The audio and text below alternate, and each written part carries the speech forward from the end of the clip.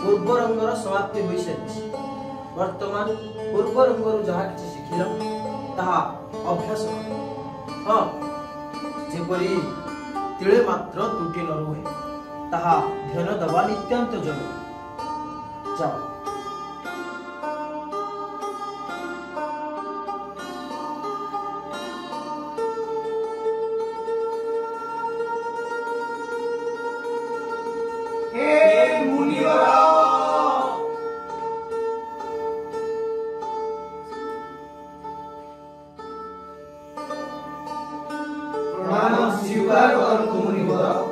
सदा सर्वदा स्नेही दे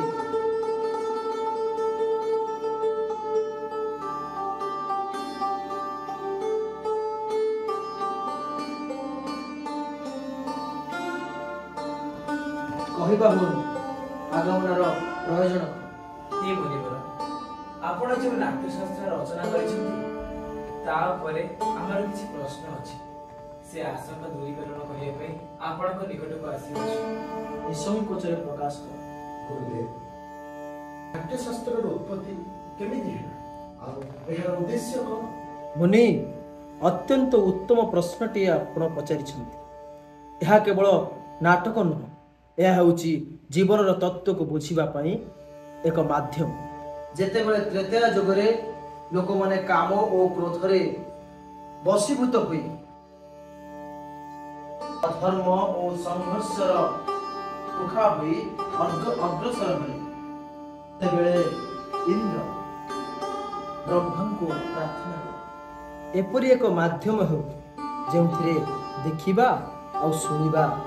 एका संगर होई पारे जहा द्वारा मनुष्य धर्म अर्थ कर्म और मोक्षर मार्ग को फेरी पारे सेति पई ब्रह्मा नाट्य वेदर उत्पत्ति करी जहार माध्यम हला नाट्य शास्त्र साधु साधु साधु किंतु गुरुदेव वेद तो स्वयं ज्ञानर भंडार सारा जगतर रहस्य तहिरे लुचि रहिछि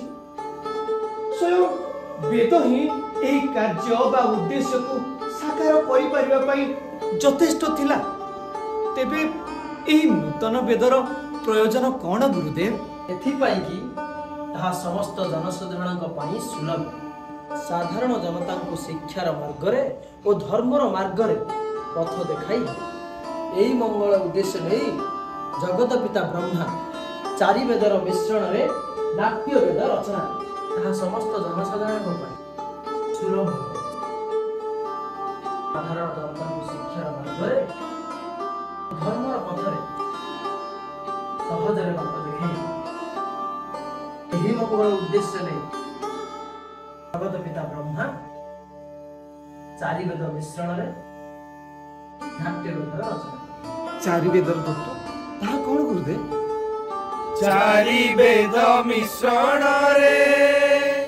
ब्रह्मदेव भियाइले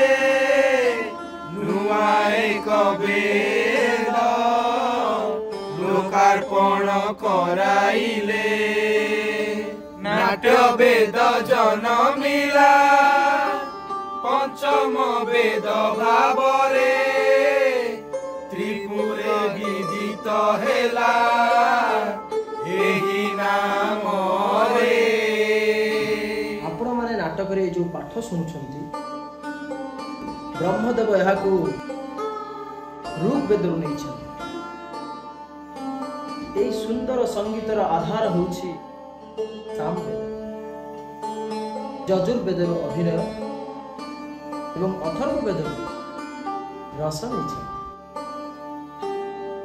चारि वेद रु किछि किछि अंश नै नाट्य शास्त्र को उत्पन्न करिछ। गुरुदेव तेबे कौन नाटक केवल देवता उद्देश्य रे बना जाइछि? एही प्रसंग को दानवगण मध्य ब्रह्मदेव सम्मुख रे रखिथि तेबे ब्रह्मदेव सेमानकु उत्तर देले कि नाट्य शास्त्र को समस्त उद्देश्य रे तैयारी करा जाइछि एहा देवता दानव मानव समस्तंकर शुभ और अशुभ कार्यकलाप को दर्शाए एही शास्त्र रे तीन लोकर प्रतिछवि उपस्थित नाटक दुखरे थकापणे तथा शोकरे पीड़ित लोक माननकु आराम और विश्राम प्रदान करे नाटक समस्त रस समस्त भाव समस्त शास्त्र शिल्प और कार्य सम्मिश्रण एपरी कौन ज्ञान अबा कार्य नहीं जहाँ नाटक रे न दिशिब। अद्भुत समस्त ऋषिंकर समावेश लौकिक एवं अलौकिक मध्य बहुधर्मी सब प्राणींकर भावर प्रतिनिधि कला। हाँ ऋषि आमे नाटक को समस्त कलार सम्मिश्रण बा कहि परिबा जे नाटक हेउची समस्त कलार संगम। मुनिवर कला को एते अनावश्यक आ उपेक्षित काहे की करा जाउची? आमे माने तो होउछु कलाकार विधाता कला हेउची हमर कर्म हमर धर्म आम विषय रे आम कला विषय विधाता को विचार करबा को प्रयोगर साधना आम पई अवसर ता विधाता को उपलब्धि करबा को नाटक केवल कला न यह समाजर दर्पण अटे यह मानव समाज को सत्य और निष्ठार मार्ग रे आगे नबार एक माध्यम अटे रंगमंच जाति धर्म एवं भौगोलिक सीमा बाहर को जाई सारा विश्व आगरे मानविकतार पाठ पढ़ाए आज भी रंगमंच समाजर विषम परिस्थिति को दूर करी समाज रे समानतार भाव सृष्टि करे एवं एही भाव निसंदेह ए पृथ्वी पृष्ठ को स्वर्ग सम बनई पारे। निसंदेह मुनिवर निसंदेह कला रहित समाज तो पशुसुनित समाज अटे समाज कला एवं कलाकार को श्रेय स्थान देव जो स्थान से अधिकार मु एई नाट्य शास्त्र पंचम वेदरे नामित करिछि। पंचम वेद समस्त वेदर ज्ञान दुःखार्तनं समार्तनं शोकार्तनं तपस्विनां विश्रान्ति जननं लोके नाट्यमेव भविष्यति। मोर रंगकर्मी पुत्र माने आपण मानकर स्वागत निमंते निजर प्रस्तुति सारी आपण मानकु प्रतीक्षा करिसंती जानतु एवं नाटकर आनंद उठांतु।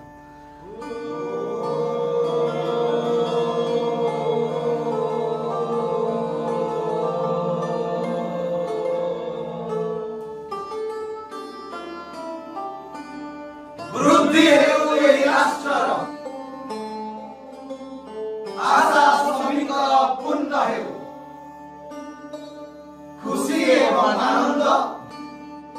ଜଗତରେ ସଦା ସର୍ବଦା ସମ୍ପୂର୍ଣ୍ଣ ରହୁ। ମାଟି ସର୍ବଦା ଫୁଲ ଫଳରେ ହସ